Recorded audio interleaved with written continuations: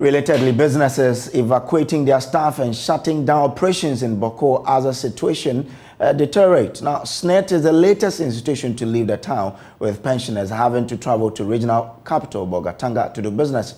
We're live there with an update plus the situation in Bolga, where the pressure is now shifting. The Social Security and National Insurance Trust, SSNIT, has become the latest institution to shut down its operations in Bawku in the Upper East region. The move comes as the security situation in the town deteriorates.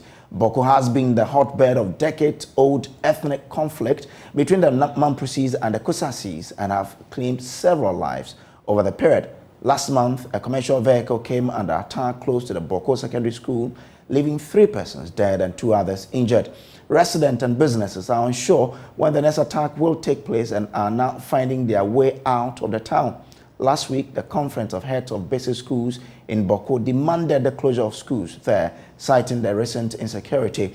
And the National Media Commission issued a statement at the weekend urging the media there not to fan the tensions. Let's take you there now for an update. Abdul Aziz Ayaba is a local journalist joining us with the situation in Bawku. Also with us from Bolga is Albert Sori, our correspondent in the Upper East region.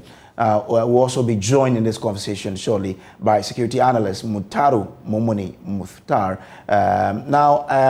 Let's start with you, Aziz. What's the situation on the ground now?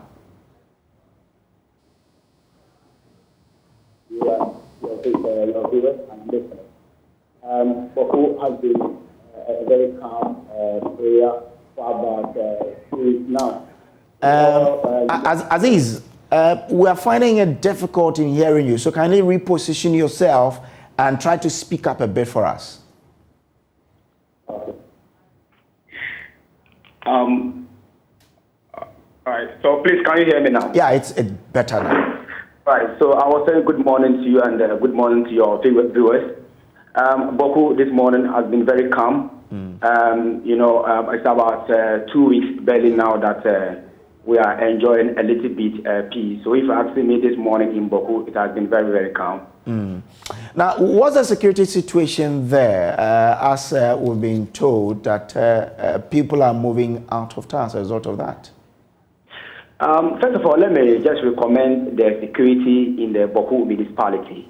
They have been doing a very wonderful job ever since this hard times or the conflict broke in November 2021. Security have been very up and doing, and they have been adjusting their work day in, day out. Although we still have some challenges in the town, and we still believe that as a good work of the security, they are still putting more measures to keep things at a good shape. You know, some of the things I'm talking about is during the cafe hours, whereby criminals will be going around to be breaking stores and then breaking all over things, to be conveyed a lot of properties from people who are even struggling to build up their activities because of the issues. So security has been very tight. When you enter into Bawku for the first time, the first thing you will see is an ammo car. You will see soldiers, you will see police patrol, and they are going around all the areas to monitor and see how people are reacting, and then to put things in order. So security-wise, it has been very good. But then you're talking about closure, some companies moving out of town. It is true. Ever since the conflict broke, people thought that it would have been a short issue that can be resolved very easy, but it isn't easy like we are seeing it. On Sunday, SSNIT, the Social Security and National Insurance Trust, SSNIT packed their goods. It was around 10 a.m. when they brought in a very long, heavy truck to pack all their goods from town. I spoke to the manager of the SSNIT, and then he actually told me that it has been a very difficult moment because ever since the conflict broke, they have been running and then coming. Anytime there's a gunshot in town, they run. Then they come back to resume work. It has made things very, very difficult. And then thirdly, their security is not safe and it cannot be guaranteed. So what they need to do is they need to pack out of town and leave temporarily so that when come restored in the Bawku municipality, they can still come back and do work. So if I ask them, it is true. They have left, and anybody who wants to access it now have to go to the regional capital for any documentation. So basically, it's a very big issue. You know, of late, the heads of basic schools also came out to threaten that they were not going to teach, and that they were not even going to school because of the situation. One of the teachers who taught in one of the schools in the municipality was hit by a bullet, and he had to lose his life. Others were threatened, and then how to get meat and go to school was a big problem. So when you come to the Kustak traditional area entire, I think it's really affecting a lot. You know, Bawku is the capital, so those people around the Zebila, the Garu, the Tempani, the Pusuga, and 8 environs are accessing the municipality. So it has been a very big blow. How long does it take from there to Bogatanga, where we are told SSNIT is moving? Right now we have a very good road. So if you are driving private, you can take about 50 to 60 minutes. Then you get to the regional capital. But if you are in a commercial, I think one or two stopping, at least 1 hour, then you drive from Bawku to Zebila, Bawku to Boga. Let me bring in Albert. Sorry now. Albert, how's the pressure showing there? Yes, at the moment, we are not noticing any pressure yet, perhaps because it is still morning on the first day of the week.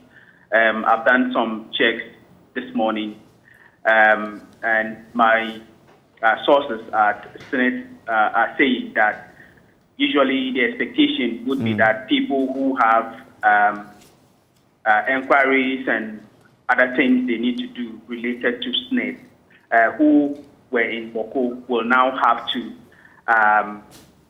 perhaps come to Bolga and seek those services.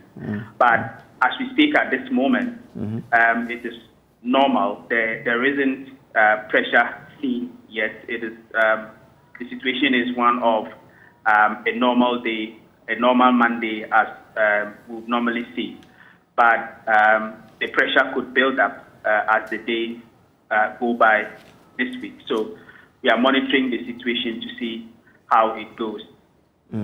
All right, let's continue monitoring so we can update our listeners. Now, security analyst Mukhtaru Mumuni Mukhtar has joined us. Now, how did we get to where we are today? Hello.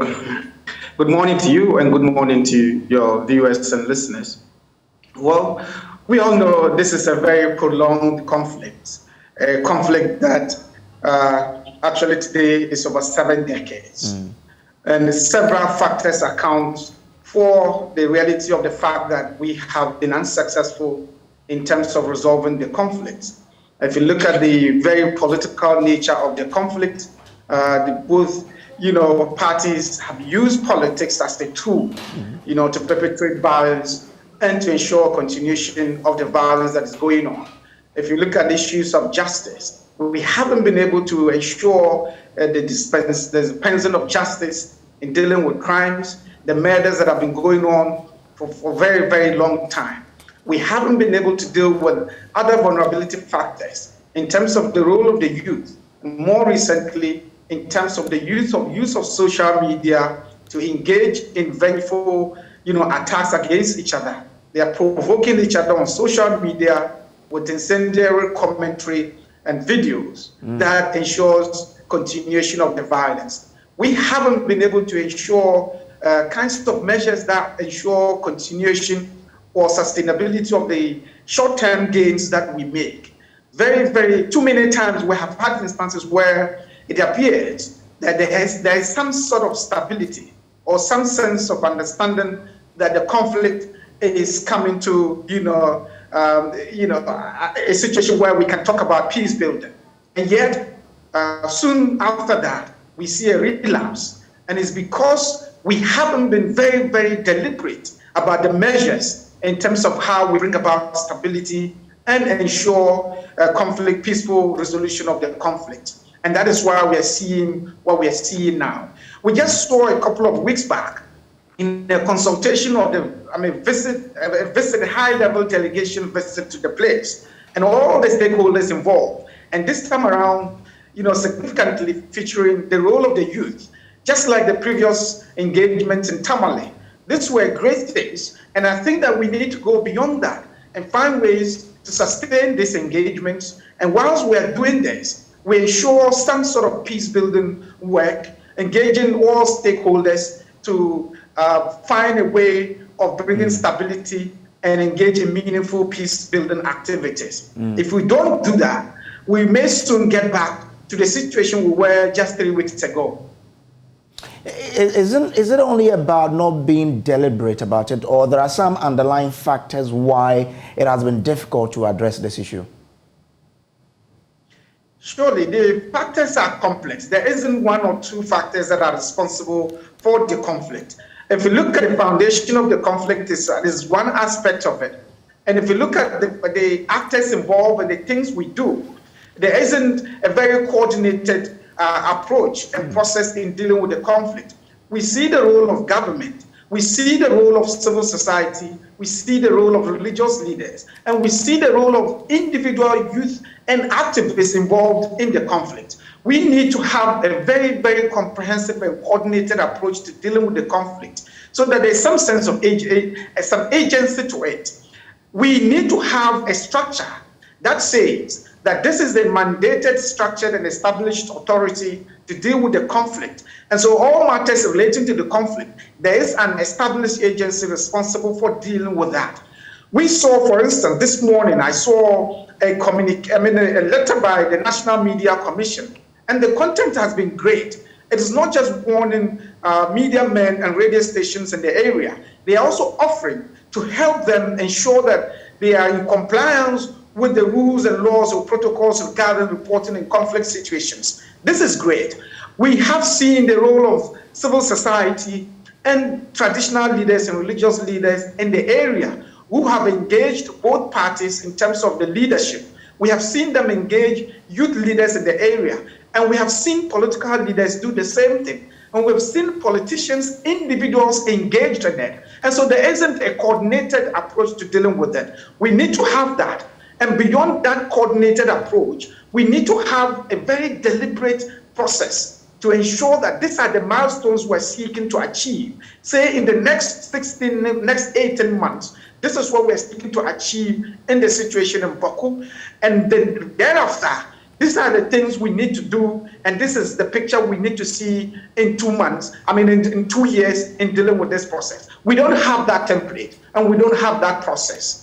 All right, Mutaru Momoni Mukhtar, thank you so much for sharing us your ideas and your thoughts on this. Well, the National Media Communication has been cautioning the media against any irresponsible reportage which could worsen the situation. Let's share with you the full detail with you now. Now, according to the Media Commission, the statement in there, they are urging the media to be circumspect on how they cover the situation up there. But we'll shortly share with you the entire detail of that particular statement. The statement says the increase in weaponization of the media in the Bawku conflict has become a major source of concern for the National Media Commission.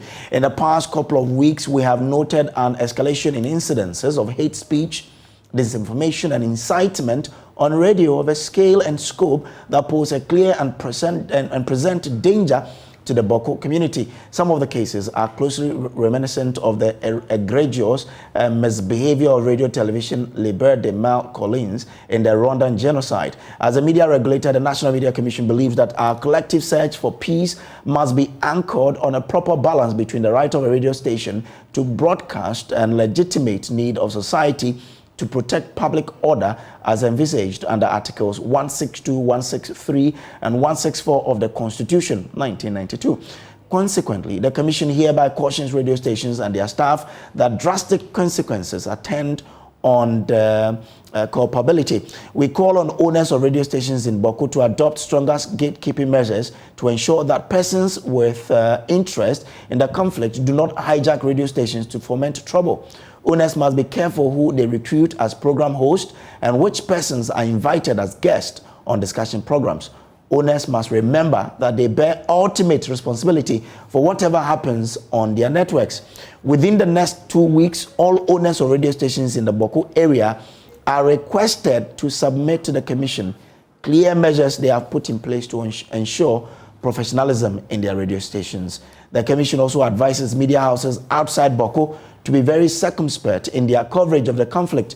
Media practitioners must also keep in mind the prosecution of journalists at the International Criminal Court and advise themselves accordingly. The Media Foundation for West Africa and the Ghana Independent Broadcasters Association have offered to assist any broadcaster in Bawku who may require assistance to review their gatekeeping and professional systems. Now to other stories.